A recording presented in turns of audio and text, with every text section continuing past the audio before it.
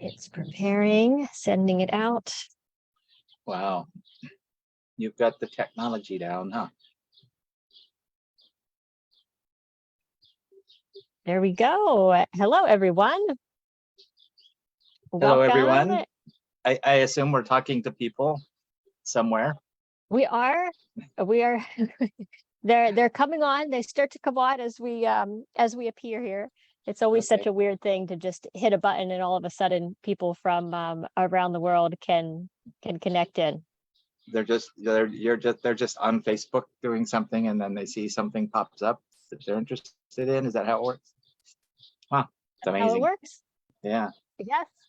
Yeah. So welcome, everyone. Welcome. It's good to see you here. Put a comment in and just tell us where you are tuning in from first. I always love to see that. And I'm sure everyone already knows Jim Masterson. Jim really needs no introduction, especially after the last week, everything we've shared about the Masterson method and gentle body work, the new program. But we are thrilled to have Jim here just for a few moments to answer some of the top questions that have been coming in. So welcome, Jim. Thanks for popping on. Oh, you're welcome. It's always fun to do these things. Let me just see where, we've got, keep the comments coming. We've got people tuning in from all over. So I'm going to jump right into the questions because those of you probably know we have Gentle Body Work open, and this is the first enrollment, the first time that we've put it out. So it's really fun to see all the new students coming in and to already be getting really positive feedback from people that are already learning, going out. We just, are getting emails of, oh, I was trying the bladder meridian today, or I was working on the head up technique. And we're getting some questions too, and questions from those of you that are considering joining. So one of the main questions, and we've had this one come from kind of different angles, but when you are working with a horse, when there's kind of a specific issue, for example, we had one student that said, my horse is recovering from laminitis. Is there any specific points that I should focus on? So how do you think about looking at the horse, especially when maybe there's a known problem, and knowing where to start? Yeah, so laminitis is a good one. I have a mare that has been laminitic for a long time. She's a Morgan, so she's prone to insulin resistance, and so. But here's the thing about laminitis: when the feet get sore, they get sore in the body, and so normally laminitis is in the front, usually just in the front feet, sometimes in the back. But they'll get sore anywhere from like all the shoulders and forelegs all the way up into the pole and atlas, the neck into the pole and atlas. So and then if their feet are, as their feet get sore and stay sore, they start to shift weight to the hind end. So then they'll get sore in the hind end, like in the lumbar area and anywhere in the hind end points, what the points we generally search for on the hind end. But those are just kind of landmarks. Anywhere you search and the horse says that there's something there, you should stay and wait till they release. And the bladder meridian is such a good line to follow. And the horse can tell you from the pole down through the neck, the shoulders and withers, and along the back all the way to the hind end where they might be holding tension. But that's kind of the dynamics of it. As the feet get sore, they'll get tense in the pole and the neck and the shoulder on the same side. If they're more sore in one foot, they'll shift to the other side, and then they'll shift to the hind end too to take their weight off the front feet. And you'll see them often standing with their hind legs farther underneath them. So those are the places I would expect them to be sore. But the real, you should just ask the horse and follow the bladder meridian and find out where the horse says there's tension. But while you're at it, you can also search down in the sternum area and the pectoral area for responses. Yeah, and I think that's one of the things that is really one of the beauties of the method and the work that you do is that, of course, from your experience, you have the knowledge of the body and, where certain issues might present a soreness on the body. But as you just said, ask the horse. And by doing the techniques, students don't have to have a super detailed knowledge of anatomy or of body work to get started and to learn to observe the horse, listen to the horse, and work with that. Yeah, I didn't when I started. I was just watching the horse. So it's good to have, wherever the horse says, basically, but it's good to have some guidance, as you learn more anatomy, or just that helps. But I learned the anatomy as I went along, and I would find where the horse was responding somewhere, and it took me a long time to wrap my head around the whole sacroiliac, the pelvis, and the sacrum apparatus. It's kind of a three-dimensional thing. And but I would just search right back there, and if I got responses, I got releases. That's good. But then finally, I got my head wrapped around that whole sacroiliac and pelvis thing, and then things started to make even more sense to me. You can see what tension is pulling on the pelvis, for example, on the hind end, and then what muscles are pulling, and then you can search in those areas. So. Yeah. If when you're working on a horse, this was another question that came in a lot. If you're working on a horse and they become distracted, they want to move away, they want to eat, or maybe they even start to become anxious, what do you typically do in those cases in order to be able to keep working? Yeah. So when you every horse is different, and some horses will stand there and respond, and then you wait and you'll get huge releases, and they'll just kind of melt. And other horses will get a little anxious when you find where they're holding tension, because they survive by blocking it out, and when you start searching really lightly for responses without putting any pressure on them, they can't block it out. So they feel stuff that's new or something that bothers them. They'll start to fidget and want to walk around or look for a distraction. And food is often the distraction. It's the best one, if they but when they're eating, that blocks out what they're feeling. So you have to take the food away, or work on them where there is no food. If they go to put their nose down because they want to find a distraction while you're working on them, you just be ready to kind of ask them to raise their nose every time they start to lower their nose. Because eating's good, but if it blocks out what you're finding in the body, then they don't get the chance to release it. So the other thing to do is if they're really anxious and uncomfortable, you just feeling they're getting too uncomfortable, you back off, you back away. So if you're doing the bladder meridian, barely touching and going down, I don't know, anywhere, say you're going over the shoulder or the withers, and the horse starts to get really anxious, just back away until they settle, and then do it at that distance from the skin, because you're still keeping their attention on it. That's the key. You're bringing their awareness to an area they've been blocking out the tension. So it's more comfortable. You can gauge, Another area is the pull, head shy horses. You put your hand up there and they just pull their head away and their eyes get real big. Just bring your hand away slowly until they settle or blink, and then stay at that distance. Just make sure nobody's watching you, because they'll think you're really weird. Unless they're weird. If they're weird too, then you can do it. So they might get it. They might be interested in what's going on. Well, it's always best to hang out with other weird people. Well, yeah, that's what we're all here. It's funny, the things that stay the same across species too. It's probably why days like today, where I'm spending a lot of time on the computer, as we've got lots of new students enrolling and we're busy here, I find myself in front of the fridge very frequently, distracting myself. Yeah. We all do that. We all go to, we eat for a distraction. So it's the same with the horse. So, but if you want to help him release tension, you have to take him away from the food for a little bit. Yes.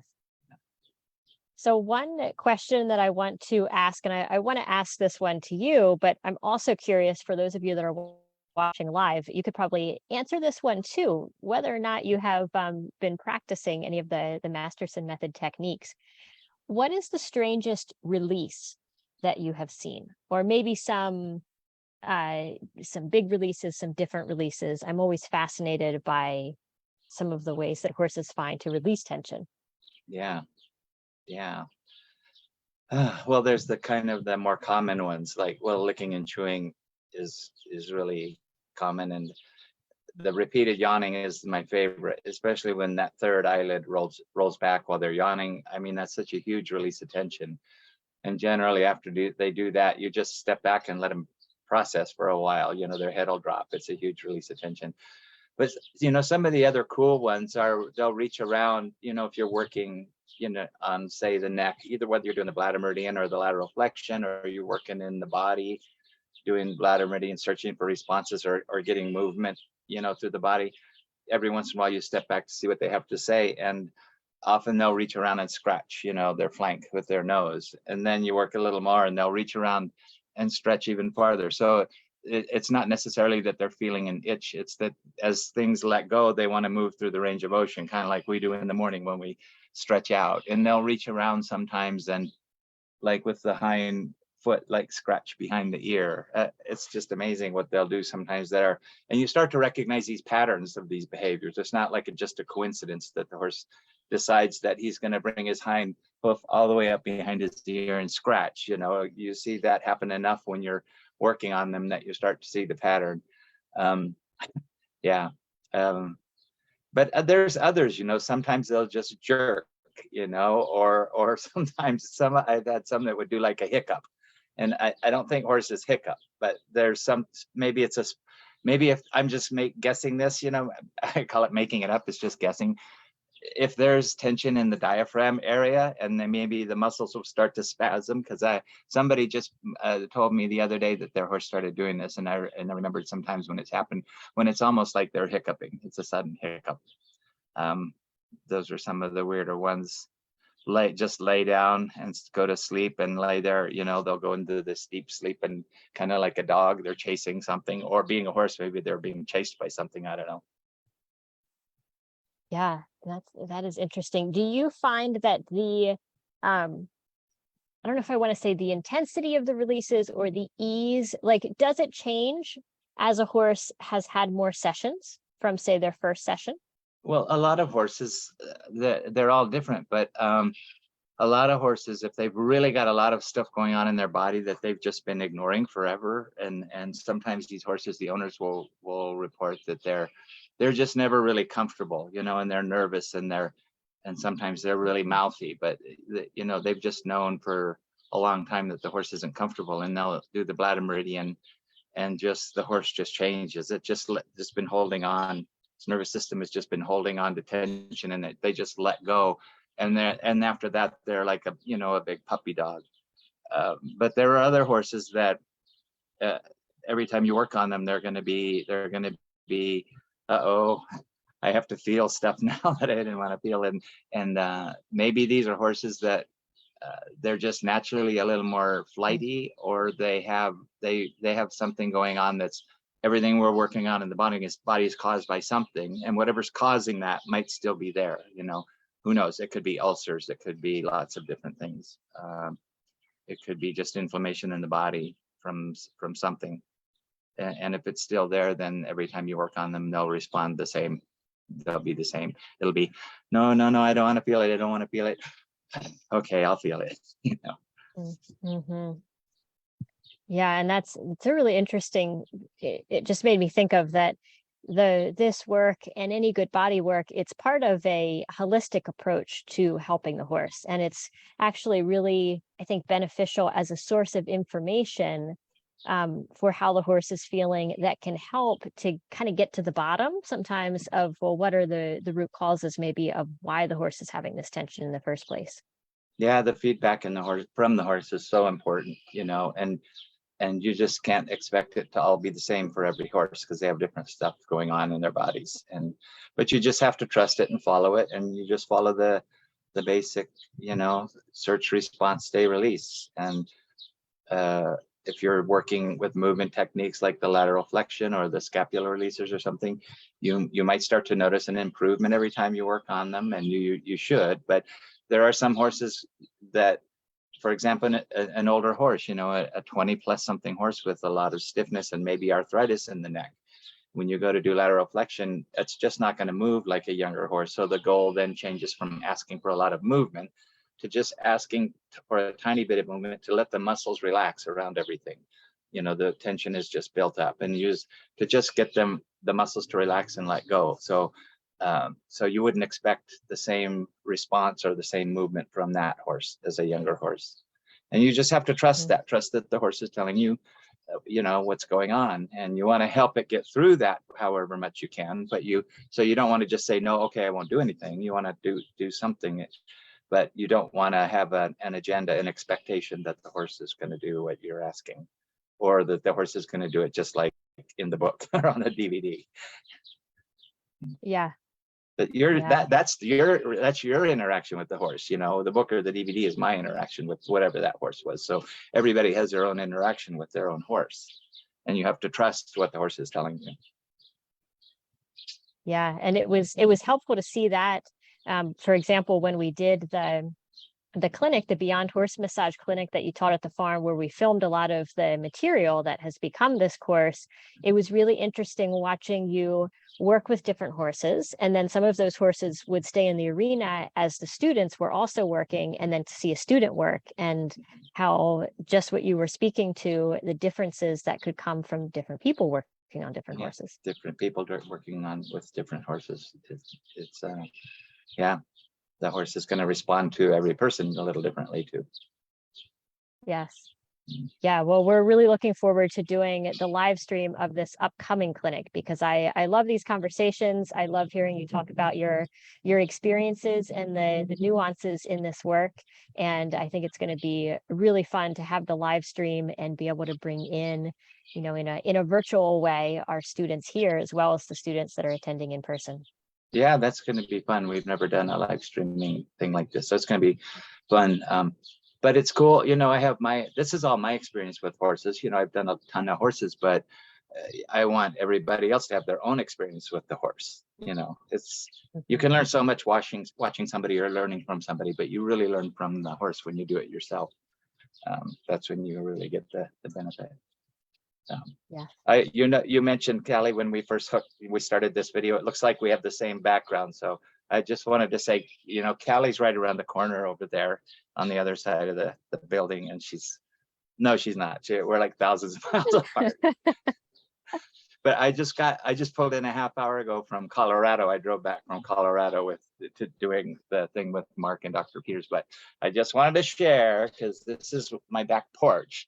It's just like a huge, I'm home again, because we have our pond and my little Wow. camp wagon, and Conley had flowers out on the back porch. So that's a huge release. Huge release. Beautiful view. And you have your little parrot there. You're going to show your little parrot patient? Yes. Yeah, I will show it. Here is Paloma. Oh, Paloma. Paloma is spending a few days recovering. We found her sitting alongside the road after she was likely hit by a car, and she's got a bum wing, but she's already stronger and supervised. She comes out of her pen, she walks around to peck things and get some exercise, and I think cool. She'll be able to fly. So give her some time. Okay. Good. Well, I hope this was helpful to everybody, and I don't know if you're up for it. Tune into the live streaming event or any other things we have coming up, or that's on Horse Class's website, because we've gotten some good stuff this last year. Yes. Yeah. Thank you so much for everyone tuning in. Thank you for everyone that has already joined us in Gentle Body Work. And it's going to be really, really fun to see everyone go through the program, and then to have that opportunity to be together, if virtually, for the live stream. And we'll of course be recording that as well. So even if you look at the dates and you say, I can't come live, we'll have it recorded so that you can still get that benefit and learning from that. So thank you, Jim. We will let you get back to enjoying your view and having some downtime from your travel. And I will be popping back on here answering any questions that you have. If you're considering joining and have any questions, you can put them in. You can always email us at info@horseclass.com, and we're happy to help you out. Okay. Bye. Thanks. Bye, everyone.